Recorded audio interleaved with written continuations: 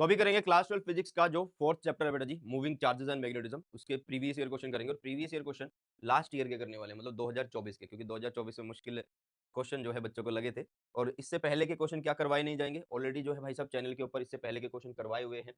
उस प्लेलिस्ट का लिंक आप लोगों को डिस्क्रिप्शन बॉक्स में मिल जाएगा। मतलब 2024 से पहले के जितने भी क्वेश्चन देखने हैं आप इस प्लेलिस्ट से देख सकते हैं बेटा जी।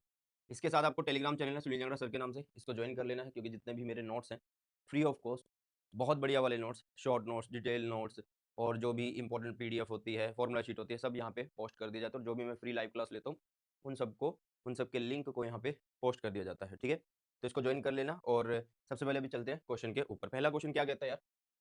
पहला क्वेश्चन कहता है आप लोगों के सामने, the energy of A charged particle moving in a magnetic field does not change. हाँ, ये सही लिखा है, क्योंकि देखो हमने एक डेरिवेशन किया था इसी चैप्टर के अंदर कि अगर हम डिफरेंशिएशन करें इसका काइनेटिक एनर्जी का, तो वो किसके बराबर होता है? जीरो। मतलब के की वैल्यू जो है वो कांस्टेंट रहती है। क्यों रहती है भाई? के की वैल्यू जो है वो कांस्टेंट क्यों रहती है? क्योंकि जो वर्क डन होता है किसके द्वारा? मैग्नेटिक फोर्स के द्वारा, वो कैसा होता है बेटा जी? जीरो। तो रीजन में यही बात बोली गई है। तो इसका मतलब असर्शन भी ठीक है, रीजन भी ठीक है, और असर्शन रीजन को एक्सप्लेन कर रहा है। तो इसका मतलब ऑप्शन ए जो है वो सही होने वाला बेटा जी। ऑप्शन ए जो है वो सही होने वाला है। ओके, नेक्स्ट है, derive an expression for magnetic field F acting on a straight conductor of length L carrying current I in an external magnetic field B. Is it valid when the conductor is in zigzag form? Justify. मतलब आप लोगों को ये F vector is equal to I L cross B, ये वाली derivation पूछ रहा है। ओके, तो एक काम करते हैं, हम मान लेते हैं कि ये जा रहा है आप लोगों के पास मैग्नेटिक फील्ड कुछ इस तरीके से, ठीक है। ऐसे मैग्नेटिक फील्ड जा रहा, कैसा है ये मैग्नेटिक फील्ड? इनसाइड है। कैसा बेटा जी? इनसाइड यहाँ पे होने वाला है। ओके, कैसे होने वाला बेटा जी? इनसाइड होने वाला है। ओके, अब इसमें रख दिया हमने एक कंडक्टर, जैसे कि ये कंडक्टर हमने रख दिया। इस कंडक्टर के अंदर क्या है? इन्होंने बोला कि करंट चल रहा है। इस कंडक्टर के अंदर क्या चल रहा है भाई? करंट चल रहा है। अगर करंट चल रहा है तो इसमें चार्जेस मूव कर रहे हैं, तो आप किसी भी टाइप का चार्ज, किसी एक टाइप का चार्ज को कंसीडर कर लो और उससे आपका डेरिवेशन हो जाएगा। या तो आप नेगेटिव चार्ज को कंसीडर कर लो या पॉजिटिव को, ठीक है। अगर करंट इस दिशा में जा रहा है बेटा जी, तो इसका मतलब पॉजिटिव चार्ज इस दिशा में जा रहा है, मान लो विद वेलोसिटी v के साथ इधर जा रहा है। ओके, तो इसका मतलब ये हो सकता है कि इधर तो पॉजिटिव आ गए, उधर नेगेटिव आ गए, आप लोग ये बोलोगे, है ना। तो इस पे फोर्स कैसी लगनी चाहिए? इस पे फोर्स कैसी लगनी चाहिए? देखो यार ध्यान से, हमें इतना पता है कि कोई भी जब चार्ज पार्टिकल चलता है किसी मैग्नेटिक फील्ड में, तो उस पर फोर्स लगती है क्यू वी क्रॉस बी से लगती है बेटा जी। किससे लगती है? वी क्रॉस बी से लगती है। अगर मैं इसको ओपन करूं तो this will be Q V B sine theta होने वाली है। ओके, अभी हम थीटा लेके चलते हैं, ठीक है। 90 नहीं करते, क्योंकि हमें ये तो पता है कि यहाँ पे V और B के बीच में 90 डिग्री का एंगल है, वो लास्ट में देख लेंगे, अभी के लिए इसको ऐसे लिख देते हैं, ठीक है। अब ये फोर्स है चार्ज पार्टिकल के ऊपर। किसके ऊपर? चार्ज पार्टिकल के ऊपर। एक चार्ज पार्टिकल के ऊपर लग रही है, मान लो इसको हम स्मॉल f मान लेते हैं। किसके ऊपर लग रही है? एक चार्ज पार्टिकल के ऊपर ये फोर्स लग रही है। क्या एक होता है भाई? नहीं, बहुत सारे होते हैं। तो इसका मतलब आप यहाँ पे जितने नंबर्स होते हैं उतनी फोर्स हो जाएगी, है ना।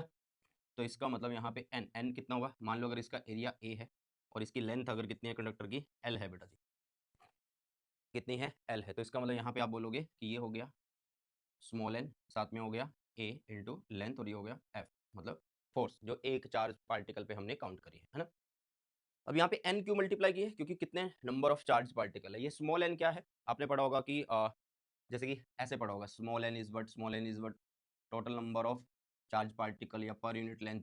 या जब कंडक्टर इस तरीके का आ जाता है तो यहाँ पे वॉल्यूम आ जाता है। क्या आ जाता है? वॉल्यूम। अगर मुझे n निकालना है तो मैं इसको मल्टीप्लाई कर दूंगा, तो वो चीज़ हमने यहाँ पे कर दी है। तो इसका मतलब f की वैल्यू आ गई कितनी? n a l। f की वैल्यू कितनी है? q v b sine theta, है ना भाई, v b साइन थीटा। अब ध्यान से देखो, चार्ज पार्टिकल अगर इधर चल रहा है तो वो किसी एक वेलोसिटी के साथ ड्रिफ्ट हो रहा है ना, जिसको हम ड्रिफ्ट वेलोसिटी पढ़ के आए हैं पहले भी। तो आपको पता है कि I इज इक्वल टू क्या होता है? a n e v d होता है ना। तो यहाँ पे आप देखो ध्यान से, ये रहा आप लोगों के पास a, ये रहा n, ये रहा e, मतलब चार्ज पार्टिकल, और ये रहा v। तो इनकी जगह पे क्या लगा दो भाई? I लगा दो। तो यहाँ पे हुआ f इज इक्वल टू आई, और क्या रह गया? एल बी साइन थीटा हो चुका है बेटा। कितना हो चुका है? ये हो चुका है। ओके, अब इसको हम वेक्टर फॉर्म में कैसे लिख सकते हैं? वेक्टर फॉर्म में लिख सकते हैं F I L cross B से लिख सकते हैं, ठीक है। अगर 90 है तो हम यहाँ पे सिंपल आई एल भी कर देते हैं, मतलब अगर उनके बीच का एंगल है। बहुत सारे बच्चों का क्वेश्चन होगा कि यहाँ पे एल क्रॉस बी कैसा है, बी क्रॉस एल क्यों नहीं आया, ठीक है। बी क्रॉस एल क्यों नहीं आया? देखो यार ध्यान से देखो, सबसे पहली बात, जो एल वेक्टर होगा वो in the direction of current लिया जाता है ना।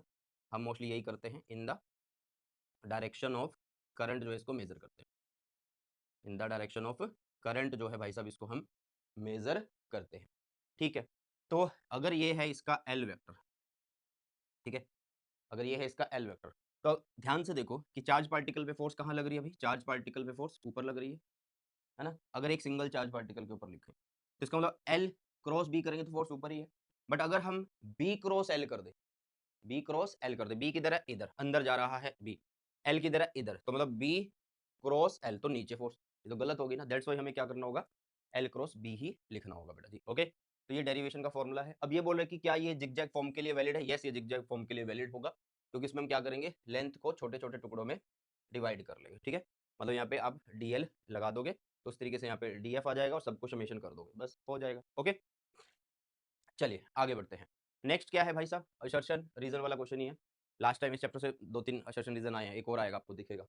N electron and a proton enter with the same momentum, okay, in a magnetic field B such that the P is perpendicular to B, then both describe a circular path of the same radius. मतलब ये बोल रहा है कि जो हमारे पास electron और proton है वो सेम रेडियस बना रहे हैं। अब आपको पता है कि सेम रेडियस बना रहे हैं तो इसका मतलब यहाँ पे एम वी बाई में क्यू बी होगा, है ना। मैंने एक फॉर्मूला सिखाया हो तुम्हें कि कबर में वो, कबर में वो भाई साहब, है ना, इस फॉर्मूले से हम कर सकते हैं। तो अभी ध्यान से देखना कि ये बोल रहा है मोमेंटम इनका सेम है, मोमेंटम सेम है तो इसका मतलब पी लिख दो, इसको ऊपर वाले को, ऊपर वाले को पी लिख दो यार। ठीक है, तो अभी ध्यान से देखो, अगर मोमेंटम सेम है भाई साहब, चार्ज इनके ऊपर तो सेम ही होगा ना, इलेक्ट्रॉन और प्रोटॉन के ऊपर सिर्फ माइनस का फर्क होता है, बट वैल्यू तो सेम ही होती है। सेम बी के अंदर ये है तो इसका मतलब आर तो सेम ही रहेगा, आर सेम रहेगा, और इसी फॉर्मूले से हम ये बता पा रहे हैं। तो रीजन में इन्होंने बोला कि जो रेडियस है किसी सर्कुलर पाथ का चार्ज पार्टिकल का जिसका चार्ज क्यू मास एम अगर हो मैग्नेटिक फील्ड बी में, तो वो इस तरीके से गिवन होता। तो सही है यार, असर्शन और रीजन दोनों सही है ना। तो मेरे ख्याल से तो आंसर ए होना चाहिए। क्या होना चाहिए यहाँ पे, आंसर ए होना चाहिए। ओके, क्लियर इतनी बातें, ठीक है भाई। चलो आगे की तरफ बढ़ते हैं, अब आगे की तरफ चलते हैं। Next, an electron moving with velocity v, एक इलेक्ट्रॉन है जिसकी वेलोसिटी v दे रखी है आप लोगों को, कितनी लिख लेते हैं, 1.0 into 10⁻⁷ metre per second I cap, plus में है बेटा जी 0.5 into 10⁻⁷ metre per second J cap है। Okay, enters in a region of magnetic field, magnetic field की वैल्यू भी दे दी है, बी वेक्टर दे दिया आप लोगों को कितना, 0.5 मिली टेस्ला, और ये जे कैप में है। ठीक है, find the radius of the circular path describe by it. ठीक है, सबसे पहले वेलोसिटी देखो यार, पहले बना लो, ये वाई एक्सिस बना लिया हमने, ओके, यहाँ पे बना लिया एक्स एक्सिस और यहाँ पे बना लिया जेड। ओके, अब ध्यान से देखो वेलोसिटी क्या है, आई में भी है और जे में भी है, इसका मतलब आप बोल सकते हो, पहले बी को बना लो, बी किधर जा रहा है, इस दिशा में जा रहा है, बी जा रहा है भाई साहब इस दिशा में, आई कैप की सॉरी जे कैप की दिशा में बी जा रहा है, ये जे कैप है ना। अब जो वेलोसिटी कंपोनेंट इसके साथ जा रहा है वो कौन है, जे वाला, जे वाला मतलब यहाँ पे एक वेलोसिटी कंपोनेंट जिसको हम पैरेलल बोल देंगे, क्या बोल देंगे, पैरेलल बोल देंगे भाई साहब, है ना, पैरेलल बोल देंगे। ये क्या हो गया, कितना है, 0.5 इंटू 10⁻⁷। ओके, अब इसके बाद देखो ध्यान से, दूसरा कौन सा है, आई, मतलब बी के इधर, इधर ही बनेगा ना आई, तो चलो जी, तो ये परपेंडिकुलर हो गया एक तरीके से बी के, तो ये कितना है, ये है 1.0 इंटू 10⁻⁷ मीटर पर सेकेंड है बेटा। ओके, अब वो बोल रहे कि आपको क्या बताना है, पाथ बताना है, मतलब जो सर्कल बनेगा, सर्कल बनेगा या नहीं बनेगा, पहले वो चेक करो। देखो इधर जा रहा है परपेंडिकुलर कंपोनेंट ऑफ वेलोसिटी जो बी के परपेंडिकुलर है, तो V cross B, V cross B ऐसे ही करते हैं ना हम चार्ज पार्टिकल के ऊपर फोर्स। ध्यान से देखो भाई, ध्यान से देखो, ध्यान से देखो, चार्ज पार्टिकल इधर है, ठीक है, ओके, वी, बी किधर है, ऊपर की तरफ है। देखो वी जा रहा है परपेंडिकुलर वाला भाई साहब इधर, बी जा रहा है इधर, ठीक है। तो हम जो फोर्स लिखते हैं वो कैसे लिखते हैं, हम लिखते हैं क्यू बी क्रॉस बी से लिख देते हैं, है ना, किससे लिखते हैं, वी क्रॉस बी से। तो हमें क्या करना होगा, वी से बी की तरफ जाना होगा, ये रहा वी, ये रहा बी, तो मतलब ये जो पार्टिकल ऐसे जा रहा है ये ऐसे घूमेगा, कैसे घूमेगा, सिर्फ बाहर की तरफ फोर्स लगे तो ऐसे घूमेगा ये, है ना, ये ऐसे के। चलो अब ध्यान से देखना है सभी बच्चों ने, अब हमें क्या बोला गया भाई, आप लोगों को निकालना है रेडियस। रेडियस क्या होता है, रेडियस होता है भाई R is equal to M V perpendicular upon में क्या, क्यू बी होता है। एम की वैल्यू इज 9.1 इंटू 10⁻⁻31, ठीक है, किलोग्राम। वी परपेंडिकुलर कितना है, जो बी के परपेंडिकुलर ये है, तो इसका मतलब ये हो गया 1.0 इंटू 10⁻⁷ नीचे क्यू, क्यू की वैल्यू इज 1.6 10⁻⁻19, और बी की वैल्यू कितनी है भाई 0.5 मिली टेस्ला, 0.5 मिली टेस्ला, ठीक है, ये दे रखी है आप लोगों के पास। अब पहले 10 वाले जो टर्म है मतलब 10 की जो पावर है उनको सॉल्व कर लेते हैं। तो यहाँ पे बनेगा 9.1 इंटू 1 तो है ही है यहाँ पे, ओके। ऊपर बन गया कितना, -24 बन गया भाई साहब। क्यों? क्योंकि -31 + 7 इस -24। नीचे देखो कितना है, 22 है, -19 और -3 इस 22। 22 को ले जाओगे ऊपर तो प्लस का 22 यहाँ पे होगा, तो एक तरीके से यहाँ पे माइनस का 2 बच रहा है। एक तरीके से यहाँ पे माइनस का 2 बच रहा है, ओके। नीचे बेटा जी 1.6 है, साथ में 0.5 है, ओके। यही है 1.6 साथ में 0.5, तो ये 1 इस मतलब पॉइंट इससे कट गया। 0.5 है तो इसको 1/2 लिख देते हैं, तो 2 चला जाएगा ऊपर, इसको यहाँ से रब कर दो। तो ये हो गया आप लोगों के पास कितना भाई साहब, ये हो गया एक तरीके से आप लोगों के पास कितना, इस 2 को इसके साथ मल्टीप्लाई किया, 2 18 नीचे हो गया 16 इज इक्वल टू कितना 10 - 2 बेटा जी, है ना। तो एक बार इसको सॉल्व कर लेते हैं, एक बार इसको सॉल्व कर लेते हैं बेटा जी। ये बनेगा आप लोगों के सामने कितना, 182 divided by 16, this will B 11.375, 11.375 और इंटू में 10 - 2। क्या फाइंड आउट किया हमने, रेडियस, तो मीटर में होगा, किसमें होगा, मीटर में होगा, ओके। अब ये बोल रहा है कि क्या ये भाई साहब जो हैं while rotating does the electron trace a linear path too, क्या ये लीनियर पाथ को फॉलो करेगा? हाँ यार लीनियर पाथ को भी तो फॉलो करेगा, क्योंकि जब ये ऐसे घूमेगा, मैं डायरेक्शन नहीं बता रहा हूँ, हेलिकल फॉर्म की बात कर रहा हूँ, कि मान लो जब ये ऐसे घूमता है, ठीक है, ऐसे घूमता है, तो ये एक लीनियर डिस्टेंस भी तो कवर कर रहा है ना, एक लीनियर डिस्टेंस भी तो कवर कर रहा है। तो जिसको हम बोलते हैं पिच, पिच को कैसे लिखेंगे, पिच को लिखेंगे भाई जो पैरेलल कंपोनेंट, कौन है, पैरेलल कंपोनेंट है, साथ में क्या, टाइम पीरियड टी, साथ में क्या, टाइम पीरियड टी बेटा जी। तो टाइम पीरियड कैसे निकलेगा, टाइम पीरियड निकलेगा 2πm/qb से निकल जाएगा, ठीक है। तो बस आप लोगों को ये फॉर्मूला यहाँ पे पुट कर देना टी के अंदर, है ना, मतलब पी के अंदर। तो पी की वैल्यू बनेगी v परपेंडिकुलर इंटू में टी, टी कितना है 2πm में qb है बेटा, कितना है qb, ओके। तो v परपेंडिकुलर कितना है देखो ध्यान से, sorry v perpendicular, v parallel, parallel ये वाला है ना, जो v के पैरेलल है, v के पैरेलल है बेटा जी। तो पैरेलल कंपोनेंट देख लो, तो वही चीज यहाँ पे आ चुकी है। तो ये बन जाएगा आप लोगों के पास t की वैल्यू इस कितना, v पैरेलल, पैरेलल कितना है भाई, पैरेलल कितना है 0.5 इंटू 10⁻⁷ है ना, नहीं प्लस का 7 है, 0.5 इंटू 10⁻⁷। साथ में क्या बचा, t, t की वैल्यू कितनी है 2, पाई की वैल्यू कितनी है 3.14, ठीक है। m की वैल्यू कितनी है 9.1 इंटू 10⁻⁻31, बाई में q, q कितना है 1.6 इंटू 10⁻⁻19। मैग्नीट्यूड में बात कर रहे हैं, डायरेक्शन तो हम v क्रॉस b करके भी निकाल देते हैं, ठीक है। ये देखो क्यू बी, बी की वैल्यू कितनी है भाई 0.5 मिली, मिली इज 10 - 3 बेटा जी, ठीक है।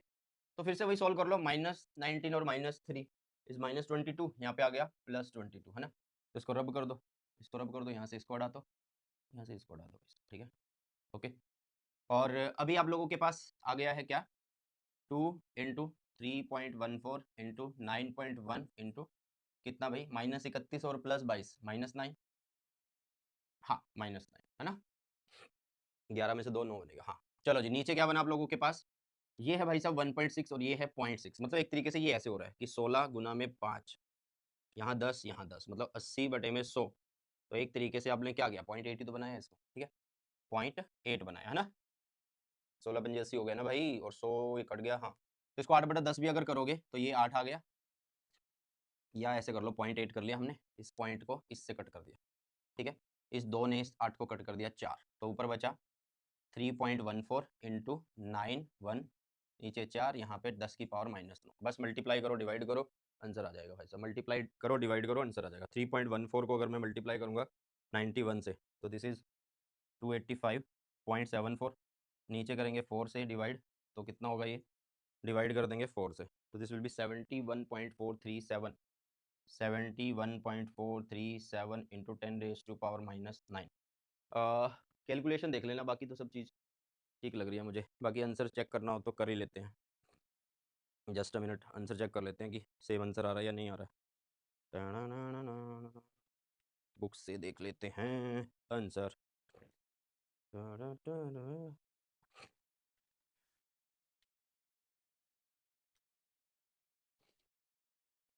ये क्वेश्चन है बेटा जी, बुक के अकॉर्डिंग नंबर है,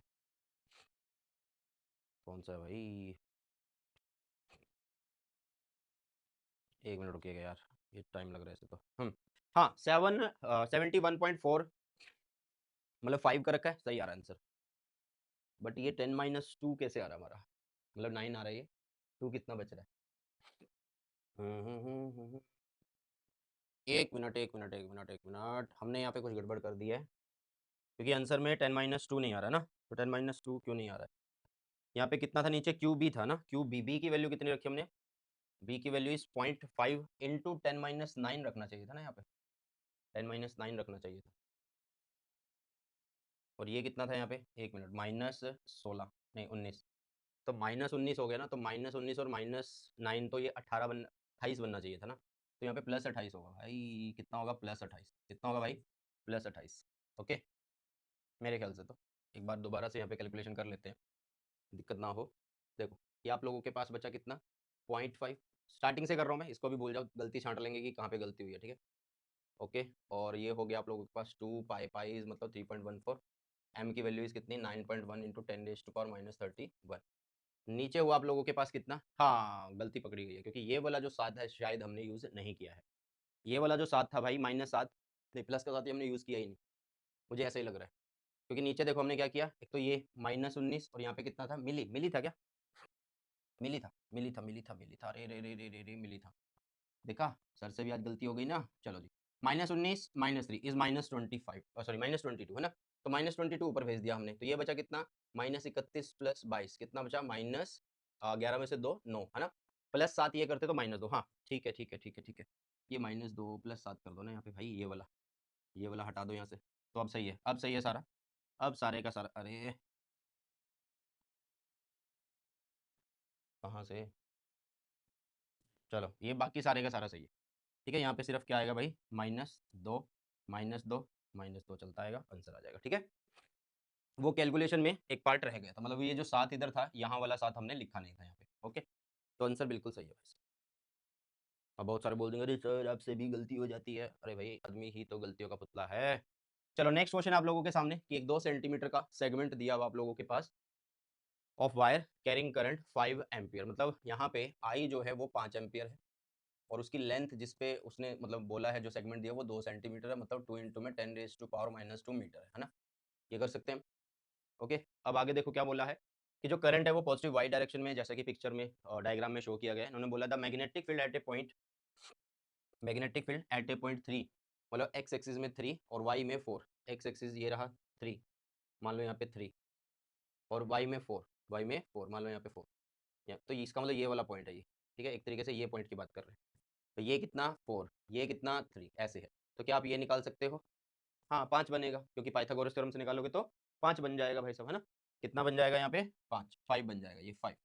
अब ध्यान से देखना एक चीज को, और ये बोल रहा है कि ये आपका करंट जा रहा है इसमें, और इसका एक सेगमेंट हमने लिया हुआ है, तो और इस पॉइंट पे हमें निकालना है, इसका मतलब हम यहाँ पे बाइट सवर्ट्स लॉ को यूज करके यहाँ पे इनके बीच में थीटा शो कर सकते हैं, भाई ये सेगमेंट जा रहा है ऐसे, मतलब ये करंट ऐसे जा रहा है, उसका इतना पोर्शन हमने लिया, यहाँ पे एक पॉइंट मिला, उसको ऐसे मिला सकते हैं ना, और यहाँ पे एक एंगल दिखा सकते हैं हम, बोलो, यहाँ पे एक एंगल शो कर सकते हैं हम, यस और नो भाई साहब, है ना। चलो जी, तो यहाँ पे क्या हो जाएगा अब आप लोगों के लिए, ये थीटा कितना है ये फाइंड आउट करना, तो थीटा तो हमें पता ही नहीं है, पहले फॉर्मूला लिख लेते हैं, वो कहता है कि D B is equal to कितना होगा, D B is equal to कितना होगा, म्यू नॉट अपॉन में 4 पाई, यहाँ पे कितना होगा, I D L sine theta by में आर स्क्वायर होगा, आर कौन है, ये जो डिस्टेंस है वो आर है, जिसकी वैल्यू हमने बता दी है पाइथागोरस थ्योरम से 5 आ जाएगी, है ना। चलो तो D B is equal to कितना बना बेटा जी, mu not upon 4 pi is कितना 10 - 7 होगा, है ना। आई की वैल्यू कितनी है, इस सेगमेंट में से जाने वाले करंट की वैल्यू इज 5 एम्पियर, तो यहाँ पे आ गया 5, डी एल मतलब 2 इंटू 10 - 2 बता दिया था ये कैसे होगा ना, साइन थीटा, साइन थीटा कितना भाई, देखो अगर आप लोगों को पता है कि ये थीटा है, आपको ये भी पता है कि ये कितना है, ये 3 है, आपको पता है ये भी, ठीक है, और ये भी पता है, तो आप थीटा नहीं निकाल सकते क्या, थीटा कैसे, साइन थीटा नहीं निकाल सकते क्या, साइन थीटा क्या होगा, परपेंडिकुलर, परपेंडिकुलर कौन, एंगल के सामने परपेंडिकुलर, हाइपोटेन्यूज दिस, तो 5 आ गया, ठीक है, तो यहाँ पे 3/5 लगा दिया, नीचे क्या भाई 4 पाई, ये सब तो उनकी वैल्यू तुमने रख दी ना, नीचे आर स्क्वायर, आर स्क्वायर कितना है 5, तो यहाँ पे 25 आ गया, बोलो भाई किसी को कोई दिक्कत, किसी को कोई भी दिक्कत यहाँ तक, हाँ जी, तो यहाँ पे कितना आ गया 25, क्योंकि आर का स्क्वायर इज 25, ये 5 इस 5 से कट हो गया है, तो ऊपर बना आप लोगों के पास 2 और 3 को मल्टीप्लाई करने पे 6, नीचे बना 25, और यहाँ पे आ गया 10⁻⁻7 और -9 आ गया, है ना, कितना है -9, ओके, तो बस 6/25 है, इसको डिवाइड करो कितना आएगा भाई, ये आ जाएगा आप लोगों को 2 समथिंग कुछ आना चाहिए ना, तो ऑप्शन में देख लेते हैं। हाँ 2 वाला आना चाहिए, सी या डी में से बनेगा, बट अभी डायरेक्शन देख लेते हैं। डायरेक्शन देख लेते हैं। देखो करंट कैसे जा रहा है, ऐसे जा रहा है, अंगूठा करो करंट की दिशा में, ऐसे फिंगर लाओ, तो इस पॉइंट पे जो फिंगर है अंदर जा रही है, तो इसका मतलब इनवर्ड माइनस जेड की तरफ आपका होगा, तो माइनस तो ये वाला है ना भाई, माइनस के। ठीक है, तो आंसर आपका यही बनेगा, 101% यही आंसर आप लोगों का बनने वाला है। न्यूटन कह रहा हूँ नैनो, इसलिए क्योंकि एन आ गया ना। चलो जो ये हो गया आपके पास के कैप, कितना हो गया के कैप। क्लियर है बेटा, इतनी चीजें बोलो जल्दी से सभी महानुभाव जो भी अभी हमारे साथ देख रहे हैं ये सब। अरे 1 मिनट रुकिएगा, दूसरा पेन कहाँ गया। ये रहा। चलो तो इतना समझ में आ गया, आंसर कैसे आया वो भी पता लग गया, डायरेक्शन कैसे आई, राइट हैंड थंब रूल से आप इजीली फाइंड आउट कर सकते हैं, राइट हैंड थंब रूल से आप इजीली फाइंड आउट कर सकते हैं। नेक्स्ट इन्होंने बोला है कि आप लोगों के पास क्या है, 2 थिन लॉन्ग पैरेलल वायर्स हैं। ठीक है, ये एक पैरेलल वायर, क्या भाई, एक ये पैरेलल और एक ये पैरेलल। ठीक है, इसमें से करंट कितना जा रहा है, आई जा रहा है। ठीक है, और दूसरे में से करंट ऐसे जा रहा है, क्योंकि उसने खुद बोल दिया कि अपोजिट डायरेक्शन में जा रहा है। ठीक है, द वायर विल, मतलब दोनों के बीच में ये डिस्टेंस दे रखा है, तो उन्होंने बोला कि क्या करेंगे ये करंट जब अपोजिट हो, पैरेलल करंट्स जब होते हैं, मतलब वैसे तो यहाँ पे एंटी पैरेलल है कि एक इधर है एक इधर है, मतलब स्ट्रेट कंडक्टर्स है रखे हुए, एक में करंट ऊपर एक में नीचे, तो रिपेल तो होगा, इतना तो कंफर्म है, रिपेल तो होगा, इतना तो कंफर्म है। अब आपको फोर्स का फॉर्मूला पता होता है कि mu not I1 I2 length upon में 2 पाई ए होगा, है ना, क्योंकि डिस्टेंस ए दिया हुआ, तो इसका मतलब फोर्स पर यूनिट लेंथ अगर निकालूंगा तो वो म्यू नॉट आई की वैल्यू 1, मतलब I2 की वैल्यू आई, तो यहाँ पे आई स्क्वायर हो जाएगा, नीचे इस 2 पाई ए, कितना भाई 2 पाई ए, तो रिपेल करेगा इतनी फोर्स से करेगा, है ना। तो repel each other with force of mu not I upon 2 पाई ए का स्क्वायर, गलत है। अट्रैक्ट गलत है, अट्रैक्ट गलत है, तो ऑप्शन डी सही होना चाहिए, repel each other with force of mu not I square upon में 2 पाई ए, और ये फोर्स पर यूनिट लेंथ है ना, हमने फोर्स पर यूनिट लेंथ निकाली है बेटा जी। ठीक है, चलिए next, 2 long straight parallel conductors carry steady currents in opposite direction, explain the nature of the force of interaction between them और obtain मतलब डेरिवेशन पूछिए यार, कोई बात नहीं, ये रहा एक कंडक्टर, ये रहा दूसरा कंडक्टर। ठीक है, दोनों के बीच में, दोनों के बीच में तुमसे क्या बोला गया है, एक डिस्टेंस इन्होंने, मतलब डेरिवेशन पूछे ना, हम मान लो इन दोनों के बीच में एक डिस्टेंस है डी, कितना भाई साहब डिस्टेंस डी, इसमें करंट मान लेते हैं I1 जा रहा है और अपोजिट डायरेक्शन है दूसरे के साथ, तो ये I2 जा रहा है। ठीक है, अब अगर हम देखें कि ये अगर हमारा फर्स्ट कंडक्टर है और ये हमारा अगर सेकंड कंडक्टर है बेटा जी, तो ध्यान से एक चीज को समझो कि भाई यहाँ पे करंट जा रहा है तो फील्ड यहाँ पे कैसा होगा, जल्दी से देखो यहाँ पे फील्ड कैसा होगा। सबसे पहली बात, ये एक दूसरे के अपोजिट है करंट, तो यहाँ पे जो फोर्स का नेचर होगा, जो फोर्स का नेचर होगा वो तो कैसा होने वाला है, रिपल्सिव होने वाला है। कैसा होने वाला भाई, रिपल्सिव होने वाला है बेटा जी। ठीक है, इतना तो पता लग गया। अब फॉर्मूला निकाल लेते हैं, इसकी वजह से यहाँ पे फील्ड जो होगा वो कैसे होगा, इनवर्ड होगा, यस और नो। इसकी वजह से यहाँ पे फील्ड कैसा होगा भाई, इनवर्ड होगा या नहीं होगा, B1 वेक्टर। देखो अंगूठा इसकी साइड करो, करंट की साइड, फिंगर्स घुमाओ, तो फिंगर यहाँ पे कैसे जा रही है, अंदर जा रही है, तो ये आ गया B1। तो इसका मतलब ये ऐसा केस है कि B1 के अंदर एक करंट कैरिंग कंडक्टर रखा हुआ है, तो उस पर फोर्स लगेगी, करंट कैरिंग कंडक्टर के ऊपर एक फोर्स लगती है जिसको हम लिखते हैं ILB साइन थीटा से लिखते हैं, बट यहाँ पे कितना करंट है इस कंडक्टर के अंदर, 2। कितनी लेंथ पे लग रहे हैं, मान लो इसके किसी सेगमेंट L पे लग रही है, किस फील्ड की वजह से, B1 की वजह से, तो ऐसे हो गया। अब ध्यान से देखो यहाँ पे लेंथ उस दिशा में लेंगे, लेंथ जिस दिशा में करंट है, करंट नीचे, B अंदर, दोनों के बीच में एंगल इज कितना 90, तो F की वैल्यू कितनी आ गई यहाँ पे, F की वैल्यू कितनी आ गई बेटा जी, I2 L B1 आ चुकी है। ये B1 कौन है, B1 is due to the first, कितने डिस्टेंस पे, D डिस्टेंस पे, मतलब फर्स्ट की वजह से यहाँ पे आपको फील्ड लिखना होता, तो B1 को हम क्या ऐसे लिख सकते हैं कि म्यू नॉट I1 अपॉन में 2 पाई D होगा।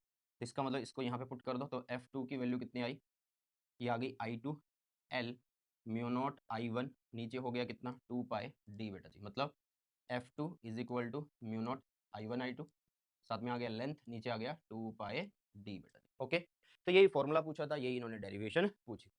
आगे बोल रहा है कि एक्सप्रेशन निकालो, निकाल दिया, फोर्स कैसी होगी वो भी बता दिया, रिपल्सिव फोर्स होने वाली है भाई। ओके, आगे बोला कि डिफाइन 1 एम्पियर, तो 1 ampere is very very simple. अगर मान लो मैं इस फॉर्मूले को ऐसे लिख दूं कि F2 बाई में L, तो ये कितना बनेगा म्यू नॉट I1।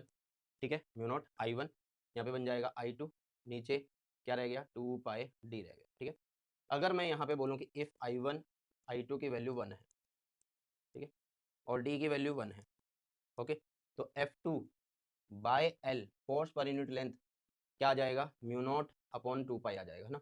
अब ये म्यू नॉट अपॉन 2 पाई को क्या मैं ऐसे लिख सकता हूँ कि इट इज 2 इंटू में 10 रेज टू पावर -7, क्यों, क्योंकि म्यू नॉट की वैल्यू 4 पाई इंटू 10 - 7, तो 2 पाई नीचे है वो 4 पाई को कट कर रहा है, तो दो, तो जब दो पैरेलल अगर कंडक्टर्स हैं, स्ट्रेट कंडक्टर हैं, पैरेलल रखे हुए हैं, तो अगर उनके बीच में एक फोर्स लगती है, इतनी फोर्स पर यूनिट लेंथ अगर इतनी लगती है, तो इसका मतलब उस टाइम पे उनके बीच में से जाने वाला करंट क्या कहलाएगा, 1 एम्पियर कहलाने वाला है। ओके, चलो ये पूरा क्वेश्चन हुआ। नेक्स्ट है state and explain ampere circuit law. ये तो हो ही जाएगा यार, क्या है डेफिनेशन है, कर ही दोगे।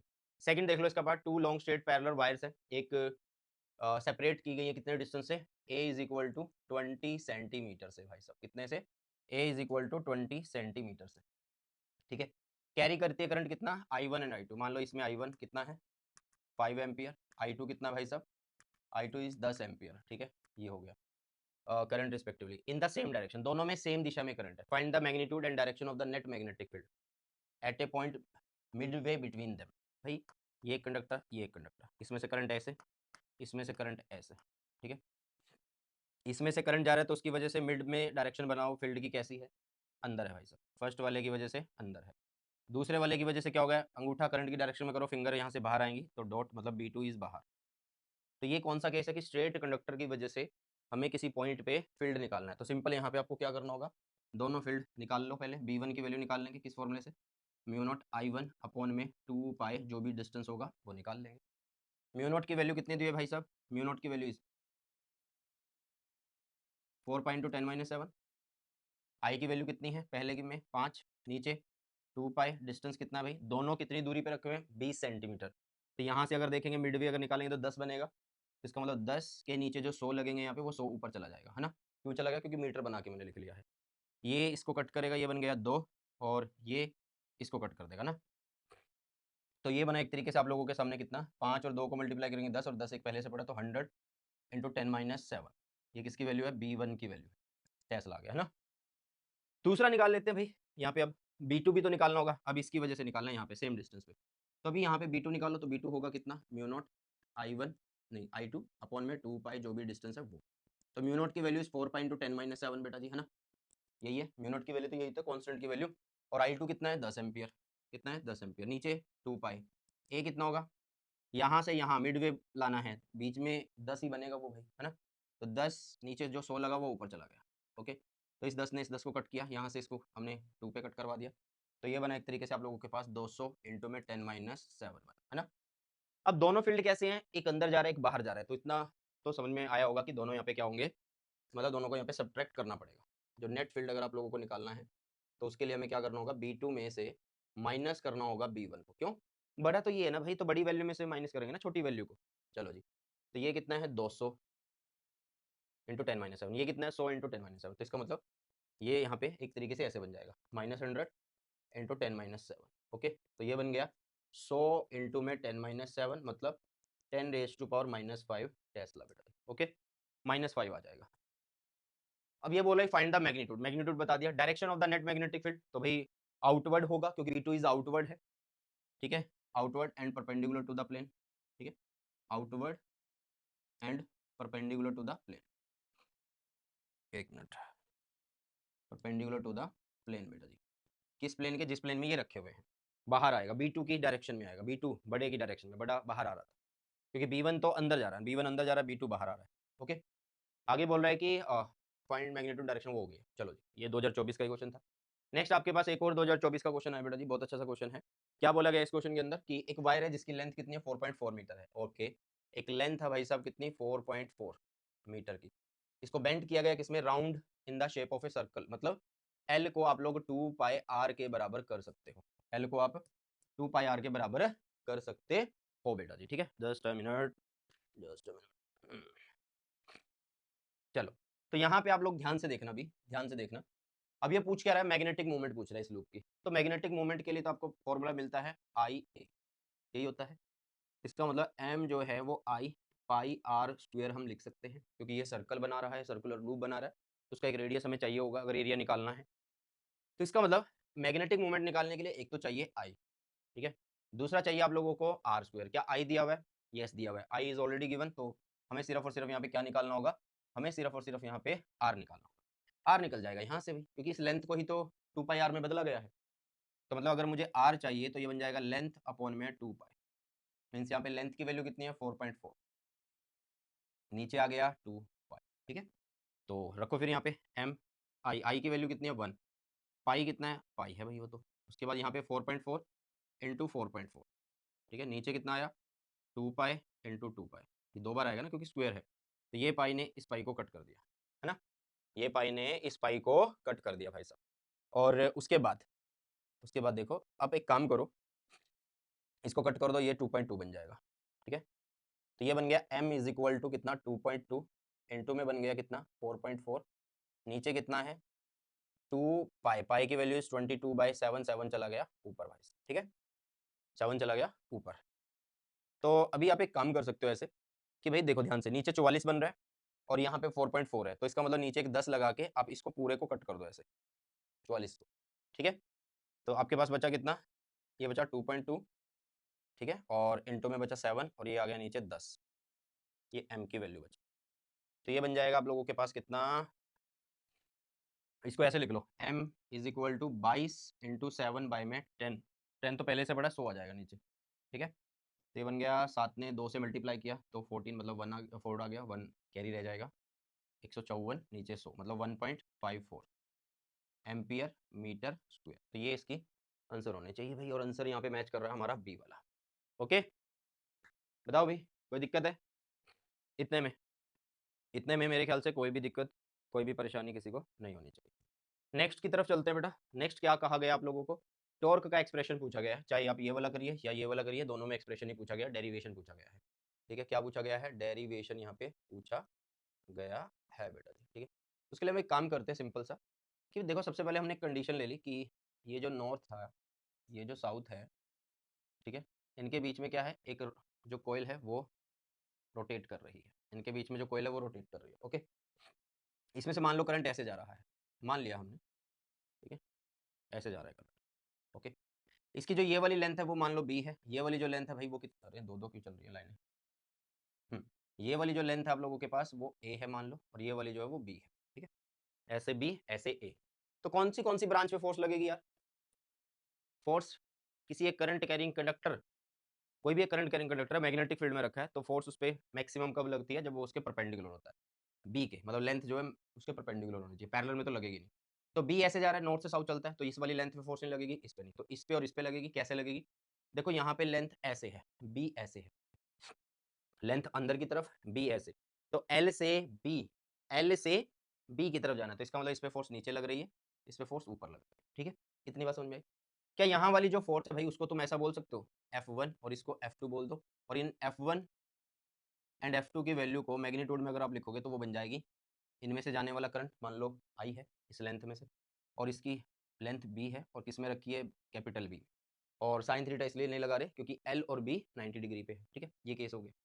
क्या इतनी बात समझ में आई है F की, बेटा ये वो केस होता है जब आपके पास M परपेंडिकुलर है किसके, B के, M is perpendicular to B, sir ये M क्या है, मैग्नेटिक मूवमेंट है ना, उसकी डायरेक्शन है, मैग्नेटिक मूवमेंट डाइपोल बनता है ना, करंट कैरिंग अगर आपके पास लूप होता है, तो उसके लिए डायरेक्शन भाई आपको करंट की दिशा में अपनी फिंगर को घुमाना है, तो नीचे की तरफ है एम, एम इस टाइम पे कैसा है, नीचे की तरफ है, तो ये परपेंडिकुलर वाला केस है।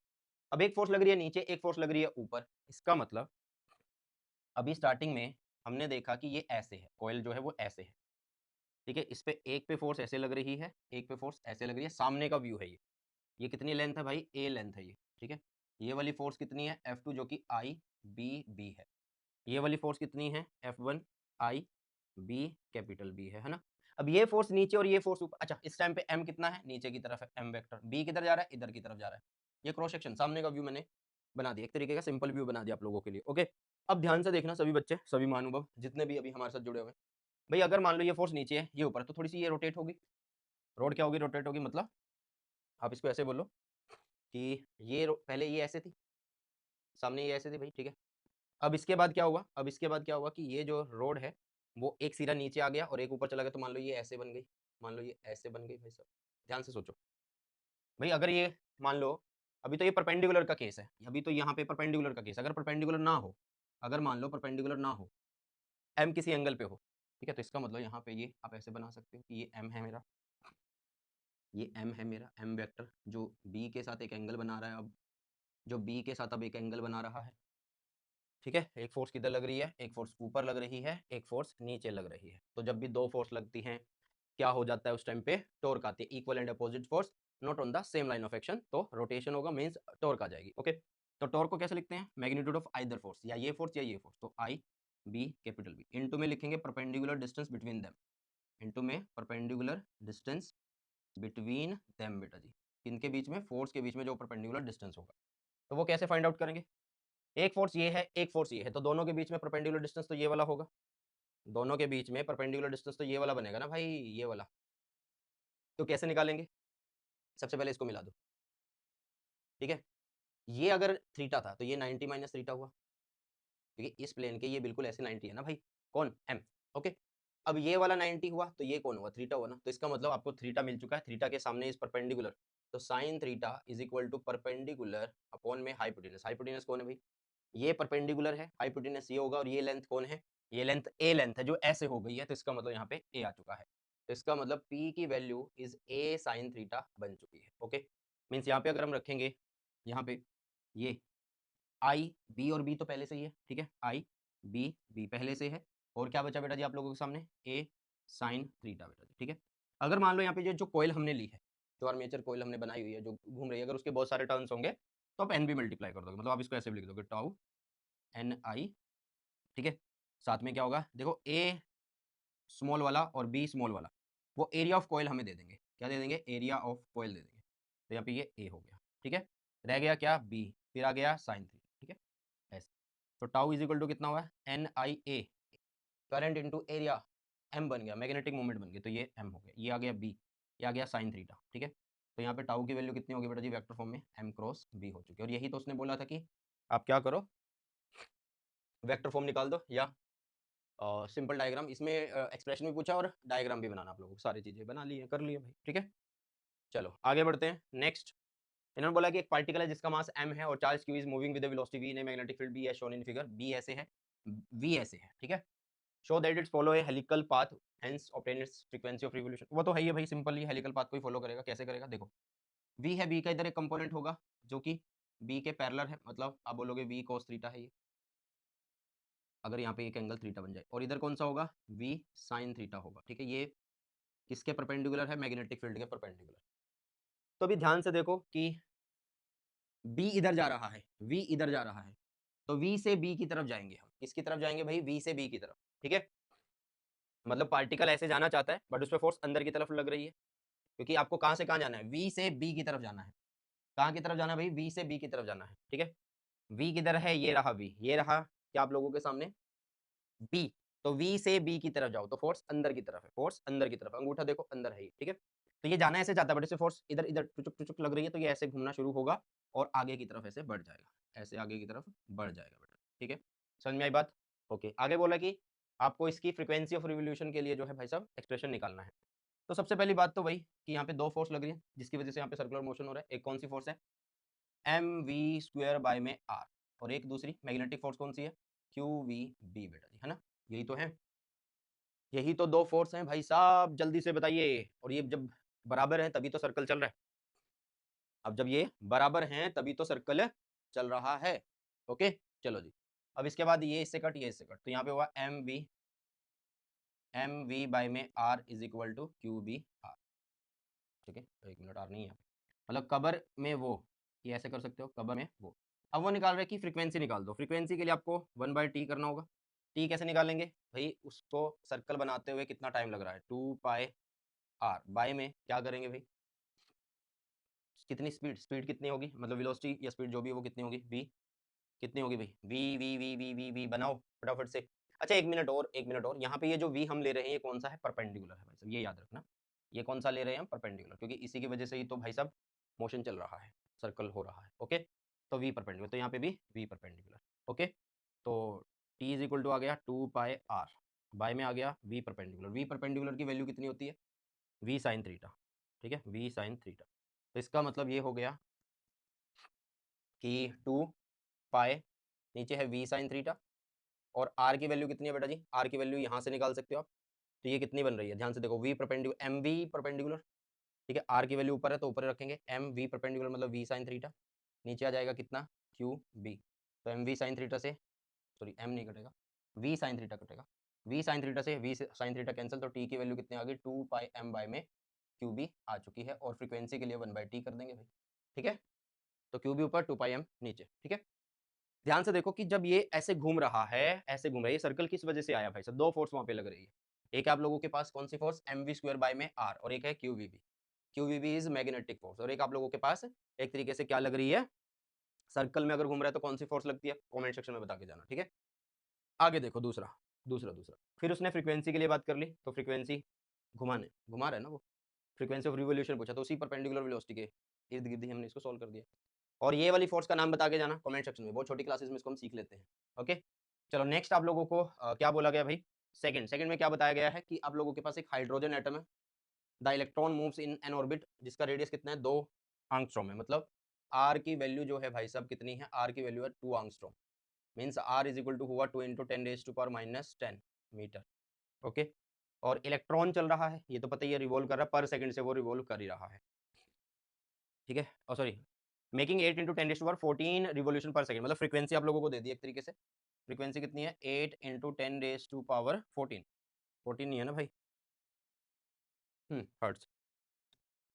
आगे आगे क्या बोल रहा है, आगे बोला find magnetic movement associated with the orbital motion of the electron. भाई अगर आपको मैग्नेटिक मूवमेंट निकालनी है तो आप करोगे m इज इक्वल टू आई ए, मतलब आई ए की वैल्यू पाई आर स्क्वायर होगी, ठीक है। आई इज इक्वल इंटू में क्या हो जाएगा, पाई आर स्क्वायर हो जाएगा, ठीक है। तो सबसे पहली बात यहाँ पे यार रेडियस दिया हुआ है, क्या आई दिया हुआ, नहीं दिया हुआ, कौन चक्कर लगा रहा है, इलेक्ट्रॉन, तो चार्ज मूव कर रहा है, तो नीचे आ जाएगा टाइम, नीचे आ जाएगा टाइम भाई साहब आप लोगों के सामने। टाइम कैसे होता है, टाइम होता है 1/फ्रीक्वेंसी, तो मतलब I is equal to E into frequency कर देंगे। तो यहाँ पे ई की वैल्यू कितनी है, 1.6 × 10⁻⁻19, ठीक है। साथ में फ्रीक्वेंसी कितना भाई साहब, फ्रीक्वेंसी ये रहा 8 × 10⁻14, ये बना 1.6 × 8, 12.8 बना सकते हैं इसको हम, है ना, 12.8 बना सकते हैं इसको सीधा, 16 अगर 8 को कर रहे हैं, बट यहाँ पे 1.6 × 8 है, तो 1 क्या हो गया ये, अच्छा कुछ और ही सिलेक्ट हो गया, चलो ये हो गया 12.8, है ना। हाँ, और ये बन गया आप लोगों के पास 10 - 19 + 14 इज -5। तो ये आई की वैल्यू आ चुकी है बेटा जी, किसकी वैल्यू आई है, आई की वैल्यू आई है। हमें चाहिए क्या, हमें चाहिए मैग्नेटिक मोमेंट, तो मैग्नेटिक मोमेंट क्या बनेगी, आई कितना है 12.8 इंटू 10⁻⁻ कितना है भाई, -5, आई की वैल्यू हुई। आगे है पाई, पाई मतलब 3.14 इंटू में आर का स्क्वायर, आर का स्क्वायर मतलब 2 दूनी 4, और 10 की -10 करेंगे तो प्लस, मतलब -20 हो गया यहाँ पे, -10 एक तरीके से प्लस हो रहा है, ठीक है। ओके, इतनी बात समझ में आई है, जल्दी से बताइए सभी बच्चे, सभी महानुभाव जो भी अभी हमारे साथ हैं, फटाफट से। चलो अब इसके बाद क्या है भाई, और कुछ नीचे तो नहीं रहेगा, 3.14 ये सब चीजें कर दिया, तो ये बना आप लोगों के पास m 12.8 इंटू 3.14 इंटू 4 इंटू 10⁻⁻25, ये बन गया ना। तो बस बाकी तो मल्टीप्लाई कर दो यार, क्या दिक्कत है इसको, बाकी का तो आप लोग सीधा मल्टीप्लाई कर दो बस इसको, और क्या है, जस्ट अ मिनट, 1 मिनट रुकिएगा, मल्टीप्लाई कर देते हैं, 12.8 इंटू 3.14 इंटू 4, तो इट इज़ 160, लगभग लगभग 160 आ रहा है, 161 बोल सकते हो आप, ठीक है, -25। तो हाँ ऐसे कर सकते हो, कोई दिक्कत वाली बात नहीं है। तो अगर आप इसको करना चाहते हो क्या और छोटा, मान लो यहाँ पे डेसिमल है, तो अगर हम इसको कहाँ पे लेके जाएं, अगर इसको डेसिमल को लेफ्ट में लेके जाए तो यहाँ पे +10 कर देना, तो मतलब आप इसको लिख सकते हो m is equal to 1.6 into 10⁻⁻23, ये लिख सकते हो। और ये क्या है आपके पास, मैग्नेटिक मूवमेंट है, मतलब मैग्नेटिक मूवमेंट होती है करंट इनटू में एरिया, तो मतलब हाँ करंट है तो एम्पियर, एरिया है तो मीटर स्क्वायर, तो 1.6 इंटू 10⁻³ जो है इसका आंसर बनने वाला है। क्या बात समझ में आई, चलो अब आगे देखो, 1 मिनट, पीछे कोई क्वेश्चन रहा तो नहीं हमारा, ठीक है, दोनों हो गए। नेक्स्ट है भाई साहब, an ammeter and voltmeter are connected in series to a battery, एक बैटरी के साथ जो है भाई एमीटर और वोल्ट मीटर सीरीज में लगा दिए गए हैं, their reading are A and B, मतलब उनकी रीडिंग जो है एमीटर ने ए शो करी, वोल्ट मीटर ने बी शो करी, ठीक है। If a register is connected in parallel, मतलब यार अगर मान लो ये ए है, ये वी है, और यहाँ पे अगर हम पैरेलल लगा दें इसके, ठीक है, और यहाँ पे बैटरी थी आप लोगों के पास, तो अभी वो पूछ रहा है कि ए घटेगा या बढ़ेगा, या वी घटेगा या बढ़ेगा, आपको ऑप्शन छांटना था। तो आप एक चीज़ का ध्यान देखो, जो भी रेजिस्टेंस था पहले, जो भी रेजिस्टेंस था पहले, अगर मान लो मैं यहाँ पे एक पैरेलल में क्या लगा रहा हूँ, कोई भी एक रेजिस्टर लगा रहा हूँ, तो ओवरऑल रेजिस्टेंस तो घट गई ना, ओवरऑल रेजिस्टेंस घट गई। अगर ओवरऑल रेजिस्टेंस घट गई तो ए इंक्रीज होना चाहिए और वी डिक्रीज होना चाहिए भैया, वी डिक्रीज होना चाहिए। बोलो फटाफट से, बोलो भाई, ए इंक्रीज होगा वी डिक्रीज हो जाएगा। चलो जी, next, a galvanometer shows full scale deflection for a current Ig if a shunt of resistance S1 is connected to the galvanometer, ठीक है, और its gets converted into ammeter जिसकी रेंज 0 से 1 के बीच में है। मतलब एक सबसे पहले ये बोल रहा है कि आपके पास कोई एक गैल्वेनोमीटर है, ठीक है, उसको आपने किस में कन्वर्ट करा है, किस में कन्वर्ट करा है, एमीटर में, क्या करके, एक S1 रेजिस्टेंस को लगा के, ठीक है। तो वो बोल रहा है कि आपको रेशो बताना है S1 बाई S2 का, मतलब दूसरी एक बार में S1 लगा रहा है, दूसरी बार में S2 लगा रहा है, उनका रेशो निकालो। तो आपके पास यार मैंने एक चीज बताई थी कि S को कैसे लिखते थे हम, S को लिखते थे IG capital G, I minus IG से लिखते थे या नहीं लिखते थे। तो यहाँ पे S1 बोल दिया गया है। करंट कितना है गैल्वेनोमीटर का, IG ही बोला है। I रेंज कितनी बोली है, 0 से 1 मतलब I ही बोली है, और माइनस IG, ये तो यही रहेगा। पहली इक्वेशन तो ऐसी कैसी है। अब वो बोल रहा है क्या कि when resistance of the shunt is made of S2, अगर S2 से बनाओ तो वो रेंज 0 से 2 I हो जाएगी, 2I हो जाएगी। तो S2 को आप कैसे लिखेंगे, S2 को लिखेंगे IgG, क्योंकि गैल्वेनोमीटर करंट तो अभी भी वही है। अब ये I की जगह कितना हो जाएगा बेटा जी, I की जगह हो जाएगा 2I माइनस IG, कितना हो जाएगा, 2I माइनस IG हो जाएगा। दोनों का रेशियो निकाल दो, दोनों का आप लोग रेशियो निकाल दो। S1 बाई S2 का अगर हम क्या निकालें, रेशियो निकालें, S1 बाई S2 का अगर हम रेशियो निकालें तो this will B IG capital G upon में I माइनस IG, यही था पहला, तो यही था ना भाई। अब ये रखो नीचे, नीचे रखेंगे तो IG कैपिटल G, यहाँ क्या होगा 2I माइनस IG, ठीक है। तो IgG है ना, स्मॉल IG और कैपिटल G ये कट हो रहे हैं, बचा क्या आप लोगों के सामने 2I माइनस IG अपॉन में I माइनस IG बच रहा है। मैच करो S1 बाई S2 का रेशो बेटा, 2I माइनस IG, ये रहा 2I माइनस IG, नीचे I माइनस IG। चलो, तो ऑप्शन नंबर आपका कौन सा सही है, सी सही है भाई, कौन सा सही है, सी सही है। ओके, चलो नेक्स्ट एक और क्वेश्चन आता है आप लोगों के सामने, क्या कहता है ये क्वेश्चन, अच्छा खत्म है क्या क्वेश्चन, यही क्वेश्चन था बस, और नहीं क्वेश्चन है, एक मिनट लेट मी चेक कर लेते हैं कि और भी क्वेश्चन है क्या। ऐसे तो मुझे लग रहा है कि और भी क्वेश्चन है। हाँ हाँ हाँ हाँ हाँ हाँ, एक क्वेश्चन और है भाई, एक क्वेश्चन और है, एक क्वेश्चन और है, ये मैं लिख देता हूँ, ये हम शायद कवर करना भूल गए हैं अपनी फाइल के अंदर, बट मैं लिख देता हूँ। नेक्स्ट क्वेश्चन जो है वो आया था आप लोगों का, यहाँ पे है क्या क्वेश्चन, नहीं है। चलो, तो नेक्स्ट जो क्वेश्चन है बेटा जी, लास्ट क्वेश्चन है हमारे पास, ठीक है, हमारी बुक का, और 2024 का जो भी है इस चैप्टर से लास्ट क्वेश्चन है। क्या पूछा गया कि करंट सेंसिटिविटी क्या होती है, तो करंट सेंसिटिविटी आप क्या बोलोगे, डिफ्लेक्शन पर यूनिट करंट, यही बोलोगे, मतलब उसको आप NAB बाय में के लिखोगे, ये लिखते हो, डिफ्लेक्शन पर यूनिट करंट, बताओ भाई। फिर उन्होंने बोला, इसी के अंदर बोला कि increasing the current sensitivity of a galvanometer में not necessarily increase its voltage sensitivity. भाई मतलब अगर हम करंट सेंसिटिविटी को अगर इंक्रीज करें तो जरूरी नहीं है ना वोल्टेज सेंसिटिविटी इंक्रीज हो। देखो, मान लो आप कैसे बढ़ाओगे, नंबर ऑफ टर्न्स को बढ़ा दोगे, 2n कर दिया, तो अगर आपने नंबर ऑफ टर्न्स को बढ़ाया, पहले बात वोल्टेज सेंसिटिविटी का फॉर्मूला होगा NAB बाय में KR, है ना, तो अगर आपने n को 2n किया तो 2NAB हो गया, नीचे क्या हुआ K, रेजिस्टेंस भी तो डबल हो गया ना भाई, क्योंकि लेंथ पे डिपेंड करता है वो भी, जितने नंबर ऑफ टर्न्स बढ़ाए तो नंबर ऑफ टर्न्स का मतलब आपने लेंथ भी तो बढ़ाई है, तो 2 से 2 कैंसिल, तो वोल्टेज सेंसिटिविटी वही की वही है। पहला पार्ट था ये। दूसरे पार्ट में इसने क्या बोला है तुमसे, दूसरे पार्ट में इसने बोला भाई इसी का ही, कि एक मूविंग कॉइल गैल्वेनोमीटर है जिसका रेजिस्टेंस कितना है, 15 ओहम है, कितना है, 15 ओहम है। ओके, और बोल रहा है कि ये क्या करता है, 20 मिली एम्पियर लेता है फुल स्केल डिफ्लेक्शन के लिए, मतलब IG की वैल्यू 20 मिली 10-3 ओहम, सॉरी एम्पियर है, करंट है ना तो एम्पियर है। ओके, आगे बोल रहा है how can this galvanometer be converted into A volt meter जिसकी रेंज कितनी हो, 0 से 100 के बीच में रेंज हो, वोल्ट मीटर में बनाना है। तो क्या करेंगे, वोल्ट मीटर अगर बनाना है तो गैल्वेनोमीटर के सीरीज में एक रेजिस्टेंस लगा देंगे भाई, सीरीज में, तो रेजिस्टेंस सीरीज में जो होता है उसको निकालने का तरीका ही V upon IG minus capital G, है ना। तो रेंज उन्होंने खुद बता दी है 100 तक होनी चाहिए, IG उसने खुद दे दिया कितना 20, 10-3 जो है ऊपर चला गया, है ना, और ये हो गया माइनस जी कितना 15, तो ये बना 20 ने इसको कट किया तो 5 हो गया, मतलब 5000 में से माइनस कर दिया हमने 15, तो ये बन गया 4985 ओहम का रेजिस्टेंस हमें सीरीज में लगाना होगा, आंसर आ जाएगा। ठीक है, ये भी क्वेश्चन आपका 2024 का ही था। ठीक है, तो 2024 के सारे क्वेश्चन हो गए भाई। किसी को अगर कोई भी डाउट है, कोई भी समस्या है, कमेंट सेक्शन में बता देना। बहुत जल्द आपका चैप्टर नंबर 5 आ जाएगा। चैप्टर नंबर 5 में सिर्फ और सिर्फ 2 या 3 क्वेश्चन है जो आए थे लास्ट टाइम पे, बट 1-2 क्वेश्चन एक्स्ट्रा करा दूंगा तुम्हें। ओके, चलो, सो बाय, टेक केयर, जय हिंद।